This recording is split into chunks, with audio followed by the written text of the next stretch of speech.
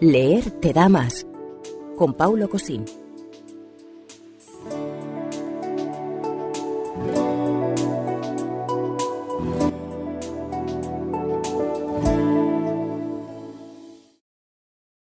Quisiera señalar que el narcisismo universal, el amor propio de la humanidad, ha recibido hasta hoy 3 graves afrentas de la investigación científica. Una cosmológica con Copérnico, otra biológica con Darwin, y la tercera, la psicológica, conmigo mismo. Estas citas de Freud, el padre del psicoanálisis, que tampoco anda falto de cierto narcisismo. Eso a todos nos puede pasar. La cuestión es si somos conscientes y en qué medida nos invade. Pero centrémonos en los 3 grandes golpes o las 3 grandes heridas que sufre el narcisismo humano. Estas heridas, nos explica Freud, son la herida cosmológica, cuando Copérnico, en 1543, propuso la teoría heliocéntrica del universo, desafiando así la visión del hombre en la Tierra como el centro del universo. La biológica, cuando en 1859 Darwin publicó su obra El origen de las especies, que conectaba al hombre con su origen animal. Y la tercera es la psicológica, que es la que él mismo defiende, en la que el ser humano está dominado por su inconsciente, es decir, que no controlamos nuestra propia mente. Seguro que te viene ahora una cuarta, la de la inteligencia artificial, con el ser humano dominado por los robots. Pero no nos pongamos dramáticos. Todo tiene luces y sombras. Vamos a verlas. Empecemos con la primera. Resulta que Copérnico, para no ser quemado en la hoguera, tuvo que negar su propuesta cuando lo juzgaron, aunque tampoco era demasiado nueva. Ya había sido anticipada por los pitagóricos.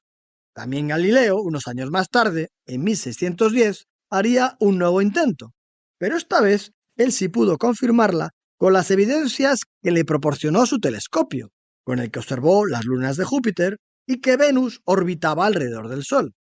Pero de nuevo, en 1616, la Iglesia Católica rechazó la teoría heliocéntrica y Galileo fue condenado cuando la defendió con sus nuevos descubrimientos. El Santo Oficio le ordenaría que debía abandonar esta doctrina, no enseñarla a otros, no defenderla y no tratarla.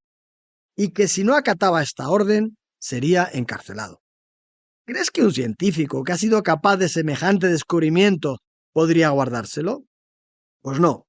Él siguió instruyendo e investigando, lo cual le llevó a un nuevo juicio en 1633, en el que fue declarado culpable, sospechoso de herejía, y se le exigió abjurar, maldecir y detestar sus opiniones. Su libro Diálogo fue prohibido y se vetó cualquier obra suya, incluidas las futuras.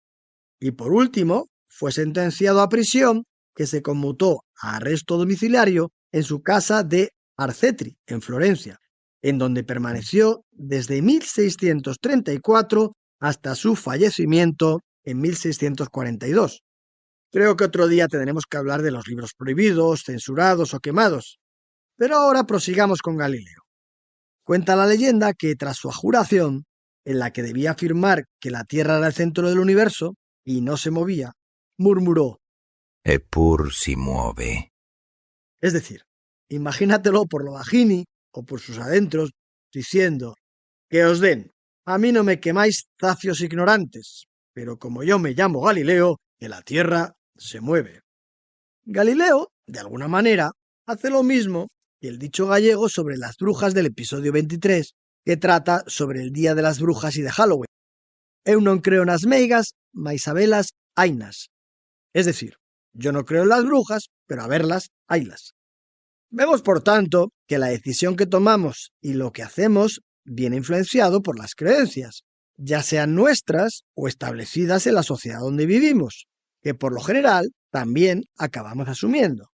Lo pudimos observar en el episodio anterior con el dilema moral de Huck. Tratamos de encajar en ese orden moral para ser aceptados en nuestra comunidad. Y según Adam Smith, en su libro La teoría de los sentimientos morales, aceptamos esa moral, pues lo más insoportable que nos puede suceder es estar condenados al ostracismo y al escarnio público. Es decir, que evitamos a toda costa que nos hagan el vacío o que nos puedan humillar públicamente. En la vida diaria abundan las creencias, mitos y supersticiones. Un buen ejemplo de cómo afectan las supersticiones y cómo establecemos ritos lo podemos ver en los deportistas que entran en el campo siempre con el mismo pie, con sus rutinas en el vestuario. Se visten en un orden determinado, no tocan la copa antes de una final.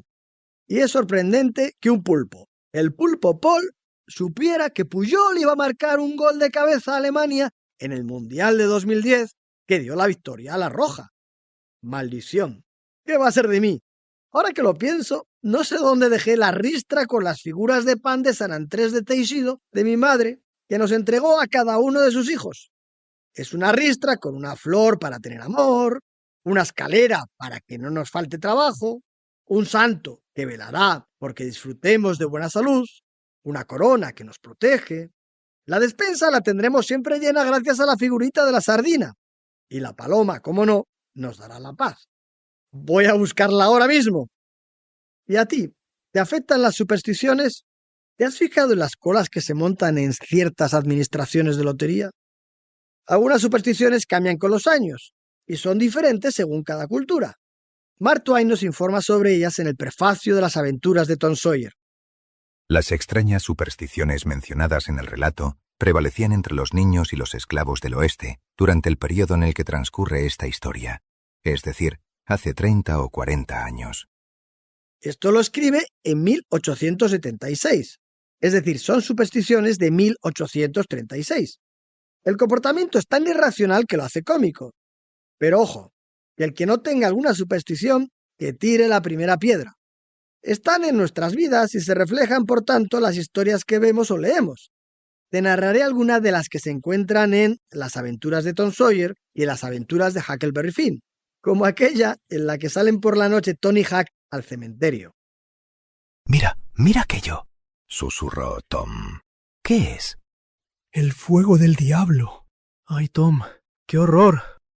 Unas figuras desdibujadas se acercaron a través de las tinieblas, balanceando una vieja linterna de hojalata que reflejaba sobre el suelo innumerables lentejuelas de luz. Al rato Huckleberry susurró con escalofrío. Son los diablos, seguro. 3 diablos. Santo Dios, Tom. Estamos perdidos. ¿Sabes rezar? Huck temía que fuera el fuego fatuo de los espíritus malignos. Pero no. Esas 3 linternas las portaban 3 personas por las que sí debían sentir miedo. Esos fuegos a los que se referían son un fenómeno natural que se deben a combustiones espontáneas a ras del suelo en zonas con abundancia de materia orgánica en putrefacción, que emiten fósforo de hidrógeno y metano y que se han visto en los cementerios. Hay también quienes los buscan pensando que señalan a tumbas que encierran tesoros. En aquella época y lugar había otras curiosas supersticiones, como las siguientes. Si un perro vagabundo ladraba a la luz de la luna apuntando con el hocico hacia una persona, ésta moriría. Imagina que lo crees tan firmemente que vamos, que no es para reírse, pues se trata de un asunto de vida o muerte. Huck y Tom también creen que si escuchan el reloj de la muerte es que han recibido un aviso de que ha llegado su hora. Sin embargo, no se trataba más que de la carcoma que vive dentro de la madera, y al destruirla produce un ruido semejante al tic-tac de un reloj. El Santa Compaña sale por las noches para anunciar la muerte en Galicia, como se relata en El bosque animado de Venceslao Fernández Flórez. Todo gallego sabe que si un día se la encuentra, han de ir despidiéndose y contratar un seguro de vida. Claro, sin avisar a la compañía de que fueron visitados por esa procesión de almas del purgatorio. No vaya a ser que haya una cláusula en la letra pequeña que pueda cancelar la póliza. Podríamos seguir así hasta la eternidad contando mitos y supersticiones. A ellas me referí en el episodio 22 de La Bruja de Blair, o el siguiente sobre los escuchadores de voces. También me resulta muy interesante comprobar cómo nos gusta creer los relatos de ficción y cómo eso puede ser un instrumento de manipulación. Como comentamos en el episodio 24, no te lo vas a creer. La segunda herida del narcisismo, la de nuestro origen animal, da para buenas conversaciones y coloquios en los que se evidencia lo difícil que es que diferenciemos lo que tenemos de animales y lo que podría ser un robot, de lo que nos hace esencialmente humanos. ¿Os suena esta canción?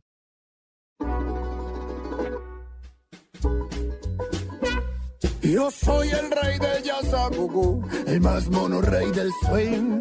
Más alto ya no he de subir y esto me hace sufrir. Yo quiero ser hombre como tú y en la ciudad gozar. Como hombre yo quiero vivir cerca, no me va a aburrir. Tú, quiero ser como tú. Quiero andar como tú, tal como tú.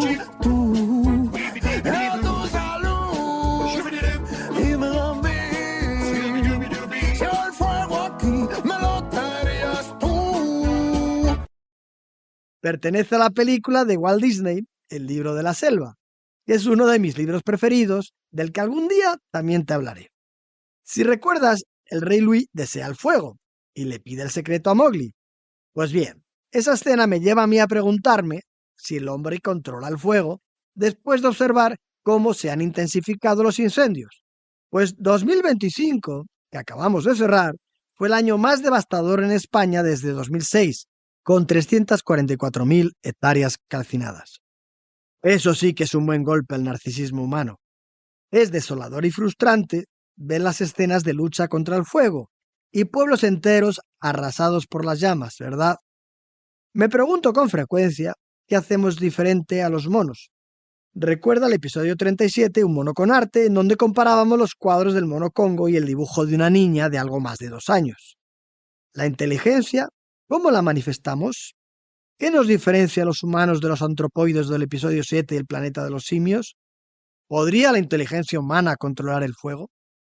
Dado lo vivido este verano, parece difícil afirmarlo. Puede ser que nos pierda un poco la soberbia, porque somos los 7 pecados capitales, como vimos en el episodio 18. Están en la naturaleza humana.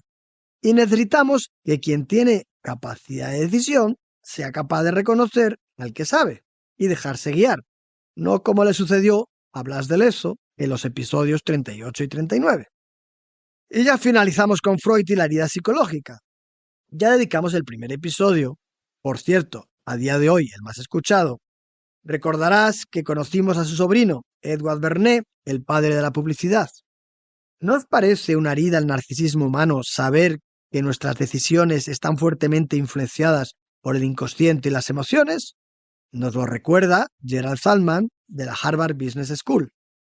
Pero te doy una solución, una fórmula para conectar mejor el subconsciente que domina nuestros actos y lo que realmente deseamos. Se trata nada más y nada menos que del proceso artístico. Recuerda que es la forma en la que conectamos lo que percibimos, sentimos y razonamos con lo que hacemos.